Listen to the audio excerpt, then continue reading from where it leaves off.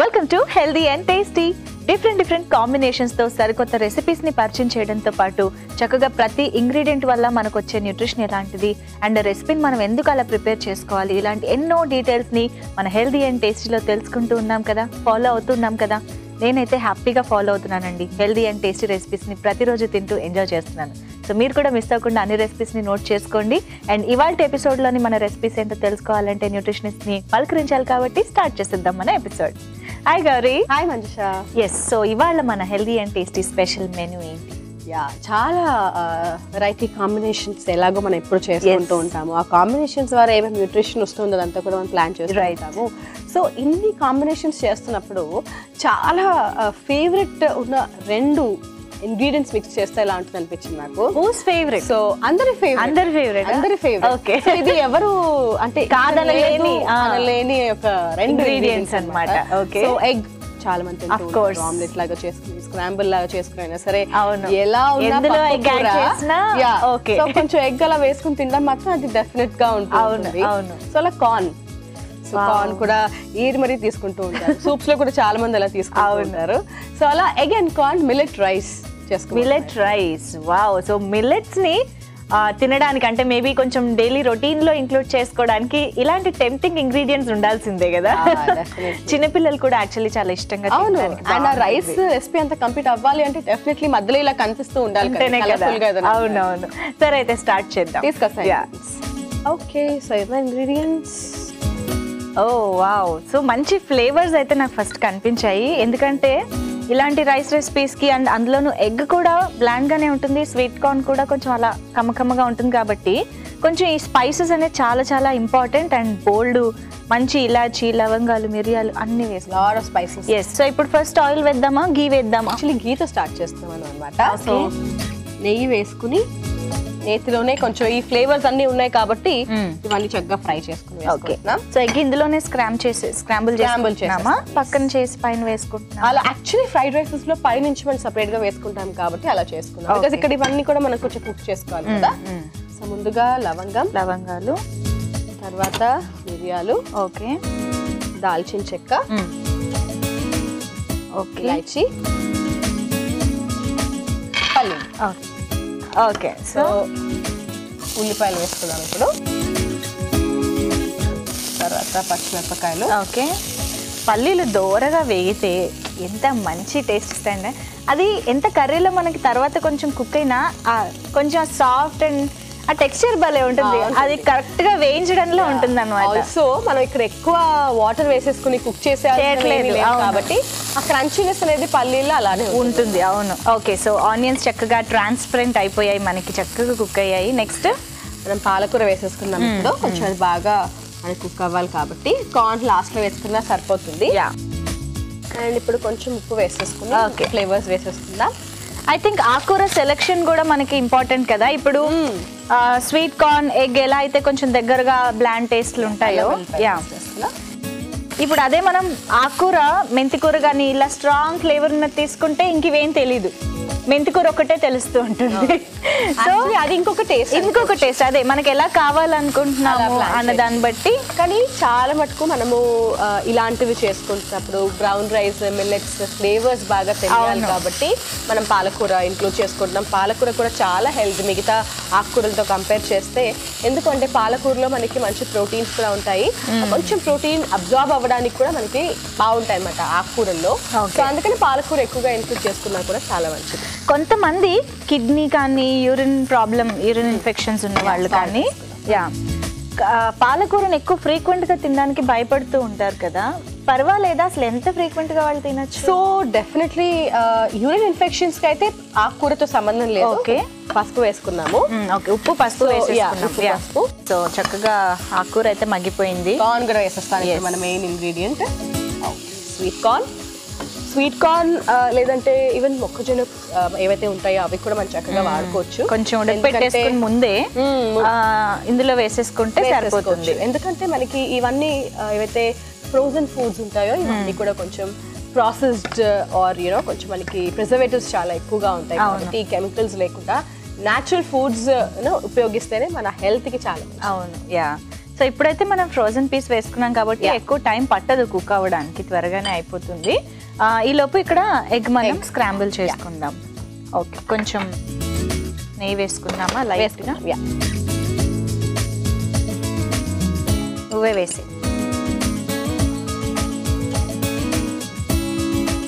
చాలా మందికి కొంచెం అంటే కలిసిపోయినట్టుగా కాకుండా అలా తగులుతూ ఉంటే ఇష్టంగా ఉంటుంది కదా పైన వేసి scramble egg.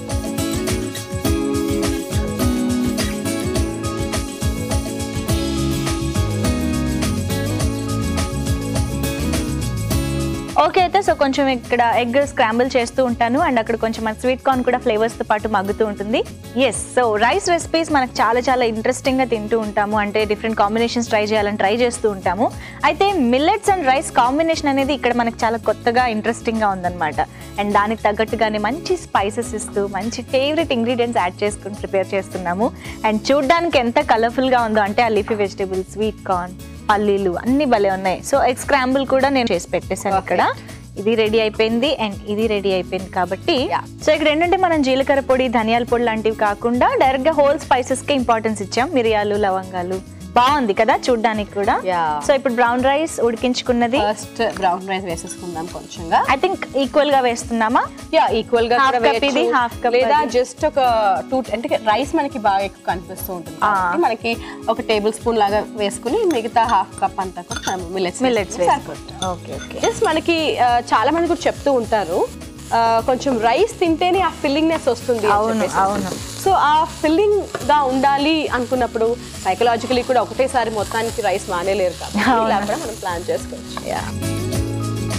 Okay, I think peanuts మాత్రం భలే క్రంచీనెస్ యాడ్ చేస్తాయి మొత్తం రెసిపీకి. అందుకే చాలా మంది కూడా పల్లీలు లేకుండా ఉప్మా అయినా సరే, లేకపోతే ఇలాంటి రైస్ రెసిపీస్, లేకపోతే పులిహోర అయినా సరే పల్లీలు లేకుండా మాత్రం చేసుకోరు. సర్వ్ చేసేసుకున్నాం. తినని వాళ్ళు ఉన్నారు అంటే నట్స్ ఇలా వేసుకుంటే కనిపించేలాగా మనకి సరిపోతుంది. ఒకవేళ రోజు వారీగా తింటున్నారు అనుకుంటే మళ్ళీ మారుతూ ఉంటుంది. Wow, I just love the texture, ఎంత బాగుందో. సో ఎగ్ కూడా నేతిలో స్క్రాంబుల్ చేసుకున్నాం కాబట్టి ఇంకా చాలా డిఫరెంట్ గా ఉంటుంది. జనరల్ గా మనకి బటర్ తోనే అలవాటు కదా.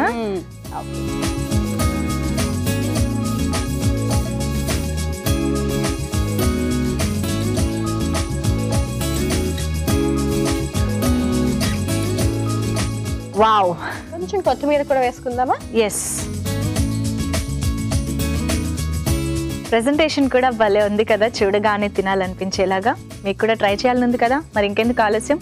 దీన్ని తయారు చేసుకునే విధానం, కావాల్సిన ఇంగ్రీడియంట్స్ ఇంకోసారి చూసి నోట్ చేసేసుకోండి. Egg and corn millet rice కి కావాల్సిన పదార్థాలు: స్వీట్ కార్న్ 1 కప్పు, పాలకూర 1 కప్పు, బ్రౌన్ రైస్ 1/2 కప్పు, నెయ్యి 1 టేబుల్ స్పూన్, మిరియాలు 1 టీ స్పూన్, లవంగాలు 4, యాలకులు 2, ఉల్లిపాయ 1, పచ్చిమిరపకాయలు 2, పసుపు చిటికెడు, ఉప్పు తగినంత, ఎగ్ 1, అల్లం వెల్లుల్లి పేస్ట్ 1 టీ స్పూన్, కొత్తిమీర కొద్దిగా, అరికలు 1 కప్పు, పల్లీలు 1 cup. Egg and corn millet rice తయారు చేసుకునే విధానం: ముందుగా పాన్ లో నెయ్యి వేసుకుని లవంగాలు, మిరియాలు, దాల్చిన చెక్క, యాలకులు, పల్లీలు వేసి కాస్త వేయించుకున్నాక ఉల్లిపాయ ముక్కలు, పచ్చిమిరపకాయలు, పాలకూర, అల్లం వెల్లుల్లి పేస్ట్ వేసి మరి కాసేపు వేయించుకోవాలి. తర్వాత ఇందులో తగినంత ఉప్పు, పసుపు, స్వీట్ కార్న్ ముక్కలు వేసుకుని బాగా మగ్గించుకుని ముందుగా ఉడికించుకున్న బ్రౌన్ రైస్, మిల్లెట్స్ వేసి బాగా కలుపుకుని కాసేపు కుక్ చేసుకోవాలి. మరో పాన్ లో కొద్దిగా నెయ్యి వేసుకుని ఎగ్ స్క్రాంబుల్ చేసుకోవాలి. చివరిగా సర్వింగ్ బౌల్ లోకి మిల్లెట్ మిశ్రమాన్ని తీసుకుని పైనుంచి స్క్రాంబుల్డ్ ఎగ్ వేసుకుని కొత్తిమీరతో గార్నిష్ చేసి సర్వ్ చేసుకుంటే egg and corn millet rice ready.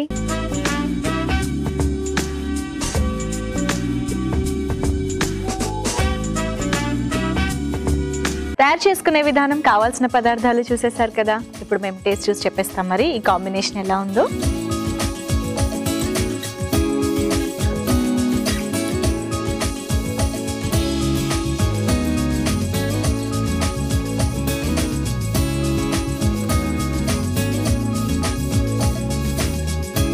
Wow, అంటే ఇన్ని ఇంగ్రీడియంట్స్ వేసుకున్నాం మనం, కానీ ఎక్కువ హడావిడి లేదు. మంచి సటిల్ టేస్ట్ ఉంది ఓన్లీ ఆ స్పైసెస్ వచ్చే అప్పుడప్పుడు తగులుతున్న లైట్ ఘాటు ఆ ఫ్లేవర్ అనేది చాలా చాలా బాగుంది, వెరీ టేస్టీ. మనకి రైస్ మిల్లెట్స్ కాంబినేషన్ బాగుంది. అవును, యాక్చువల్లీ చాలా బాగుంది. సో రైస్ తెలుస్తుంది అండ్ రైస్ తింటున్నట్టే ఉంది మనకి.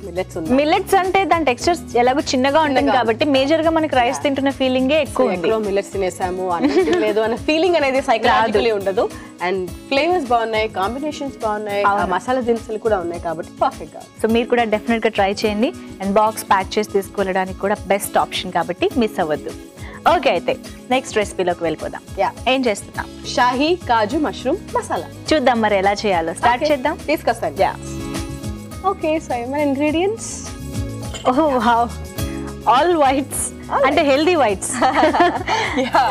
వైట్స్ అంటే మళ్ళీ జనరల్ గా మైదా తీసుకోకూడదు, అవాయిడ్ చేయాలి అనుకుంటూ ఉంటాం. అవును, ఇదంతా కూడా హెల్దీ వైట్స్. ఏ వైట్ ట్రే వల్ల అన్ని వైట్ కనిపిస్తున్నాయా? నిజంగానే ఉన్నాయని మళ్ళీ చూసుకుంటున్నా నేను.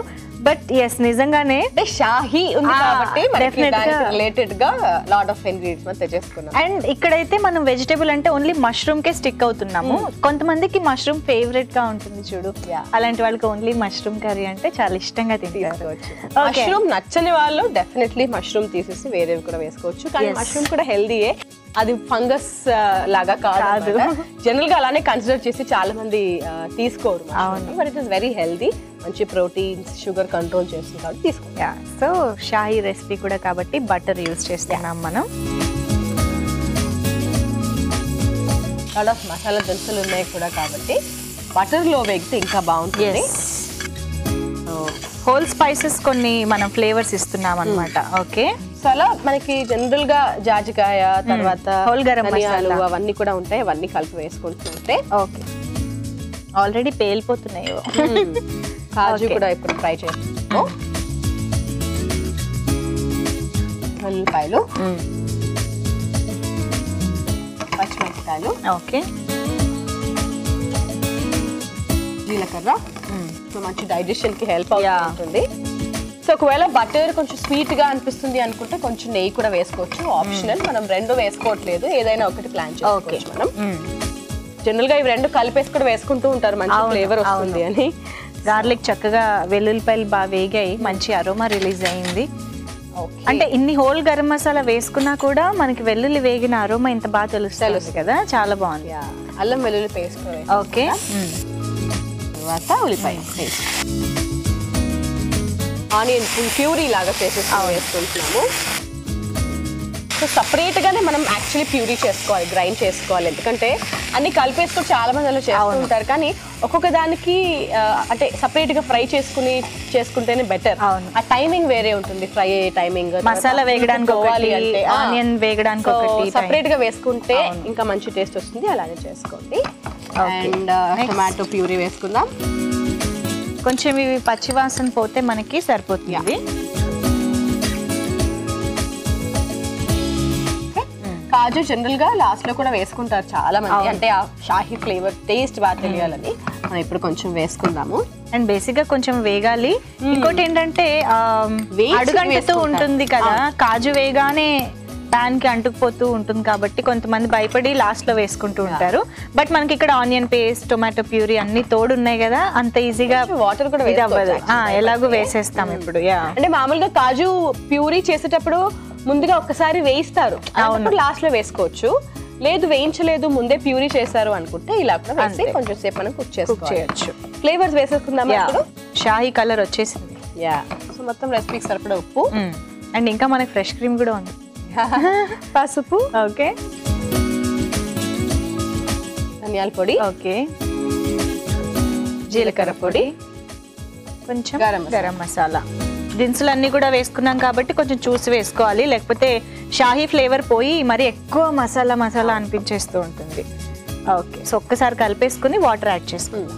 సో చక్కగా పొడులన్నీ కూడా బాగా కలిసిపోయి వేగాయి కాబట్టి ఇప్పుడు ఒకసారి మష్రూమ్స్ కూడా వేయించేసుకుని మష్రూమ్స్ కూడా వేసేసుకుందాము. తర్వాత వాటర్ యాడ్ చేసుకోవచ్చు. ఈ రెసిపీలో ఏంటంటే మిగతాదంతా కూడా మనకి గ్రేవీ పార్ట్ ఎక్కువ ఉంది కాబట్టి ఓవర్ గా కుక్ చేయాల్సిన అవసరం లేదు కదా మష్రూమ్స్ ని. జనరల్ గా ఏంటంటే చాలా మెత్తగా అయిపోతూ ఉంటాయి కదా మష్రూమ్స్, చాలా లైట్ గా మనకు కుక్ అవుతే సరిపోతుంది. గ్రేవీ కర్రీ జనరల్ గా మనము రోటీస్ లోకి తీసుకుంటాము, అలాంటప్పుడు మనకి ఇలా అంటే కొంచెం సాలెడ్ లాగా ఉన్నా పర్వాలేదు. యా, ఇంకా మష్రూమ్స్ కూడా బాగా కుక్ అయిపోయాయి అంటే మొత్తంగా అది పేస్ట్ లా అయిపోతుంది కర్రీ. సాఫ్ట్ గానే ఉంటాయి కాబట్టి కొంచెం మనం జాగ్రత్తగా. సరే, సో ఇప్పుడు గ్రేవీకి సరిపడా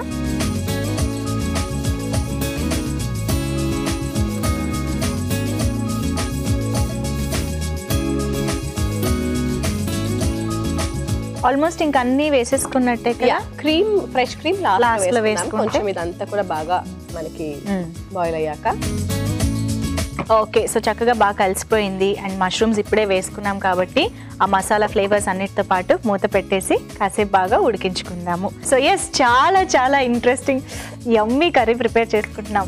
ఎందుకు ఇంత ఎక్స్ప్రెషన్ ఇస్తున్నాను, కొంచెం టెక్స్చర్ అది చూసిన తర్వాత ఎక్సైట్మెంట్ పెరిగింది అనమాట నాలో. మామూలుగానే షాహీ డిషెస్ అంటే మనకి చాలా యమ్మీగా నచ్చుతూ ఉంటాయి కదా, ఇక మష్రూమ్స్ అండ్ ఇన్ని మసాలాలు కూడా వేస్ట్ చేసుకునేసరికి ఆహా, ఒక్కసారి ఆ టెక్స్చర్ చూడండి కలుపుతున్నప్పుడు. వావ్, చాలా పర్ఫెక్ట్, సో క్రీమీ. అండ్ ఇంకొంచెం క్రీమ్ కూడా ఇప్పుడు యాడ్ అవుతుంది. క్రీమ్ యాడ్ అయ్యే లోపు ఒకసారి కొంచెంగా అల్లం పొడి వేసుకున్నాము, కొంచెం డిఫరెంట్ ఫ్లేవర్. అల్లం పొడి, తర్వాత ఫ్రెష్ క్రీమ్ వేసుకున్నాం. ఫ్రెష్ క్రీమ్ వేడి వేడి చపాతీ కానీ నాన్ కానీ ఉంటే, of course even rice recipes కూడా చాలా బాగుంటుంది. ఎప్పుడు చూసినా అదే మిర్చి కసాలు అంటే ఆ పీనట్ పేస్ట్ అదే కాకుండా కొంచెం ఐ థింక్ ఇలాంటి గ్రేవీ కర్రీస్ కూడా మనం యాక్చువల్లీ ఫ్యాట్స్ ఉంటాయి కాబట్టి అవును, అసలు మనకి ఆయిల్ బయటకి ఏం కనిపించట్లేదు. ఆఫ్ కోర్స్ అవును, ఈ మిర్చి కసాలని ఇవన్నీ చూస్తూ ఉంటాం, ఎంత ఆయిల్ బయటకు ఫ్లోట్ అవుతూ ఉంటుంది పైన. బట్ ఇంట్లో చేసుకోవడం వల్ల అడ్వాంటేజ్ అదే, మనకి హెల్దీగా ఎంత కావాలో అంత చేసుకుంటే సరే. ఓకే, సర్వ్ చేసుకుంటాం. అలానే మరీ వైట్ గా కూడా రాలేదు చూడు కలర్, కొంచెం మనకి ఆ మసాలా అనేది తెలుస్తుంది. మష్రూమ్స్, పన్నీర్, తర్వాత పీస్ ఇలాంటి వెజిటబుల్స్ అన్ని కూడా వేసుకోవచ్చు, బాగుంటుంది. ఈ మష్రూమ్ తో పాటు కాజు కలిసిపోయింది, అంటే హోల్ కాజు వేసుకున్నాం కదా. ఓకే ఓకే, కొంచెం ఇలా ఫ్రెష్ క్రీమ్ పైనుంచి వేసుకుందాం.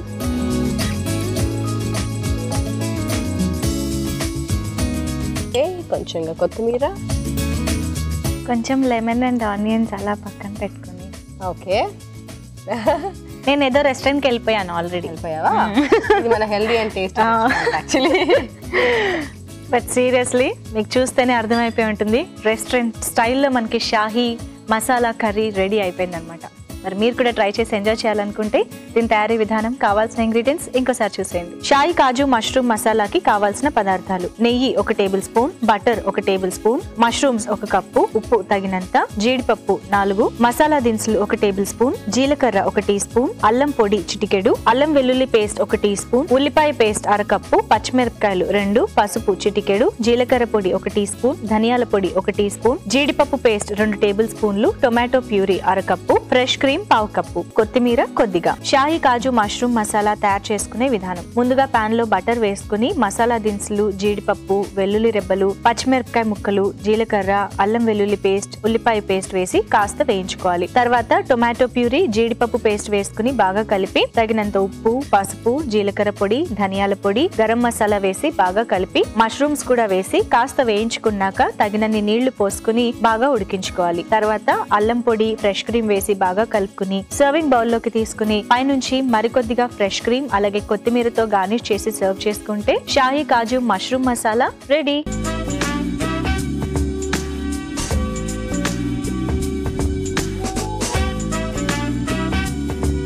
తయారీ విధానం, కావాల్సిన పదార్థాలు చూసేశారు కదా. So it's taste time. Wait చేస్తున్నాను అప్పటి నుంచి ఎప్పుడెప్పుడు టేస్ట్ చూద్దామా అని.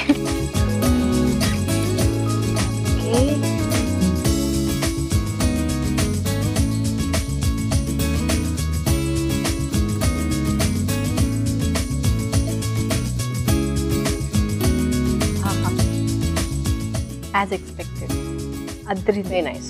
నైస్ గ్రేవీ కదా, మంచి టేస్ట్. అంటే కమ్మదనం ఎక్కడా మిస్ అవ్వకుండానే అంటే ఆ షాహీ ఫ్లేవర్ ఏదైతే ఉందో అది మిస్ అవ్వకుండానే ఇన్ని మసాలాలు వేసుకున్నప్పటికీ కూడా ఆ టేస్ట్ కూడా అలా తెలుస్తూ పర్ఫెక్ట్ గా సెట్ అయింది. అండ్ బేసిక్ గా మష్రూమ్స్ అనేవి కొంచెం బ్లాండ్ గా ఉంటుంది కాబట్టి అందరికి పెద్దగా నచ్చకపోయినా కూడా ఇలాంటి మసాలా రెసిపీ అయితే చాలా టేస్టీగా ఎంజాయ్ చేయొచ్చు మనం మష్రూమ్స్ ని కూడా. Very very nice. సో మొత్తానికి మనం ఏంటంటే ఒక రైస్ రెసిపీ అండ్ ఒక మంచి గ్రేవీ కర్రీ అలా కాంబినేషన్ చేసేసాం అనమాట. చాలా బాగుంది. మరి న్యూట్రిషన్ పరంగా ఈ కాంబినేషన్ ఎలా హెల్ప్ అవుతున్నాయి ఒకసారి చెప్పేస్తావా? షూర్.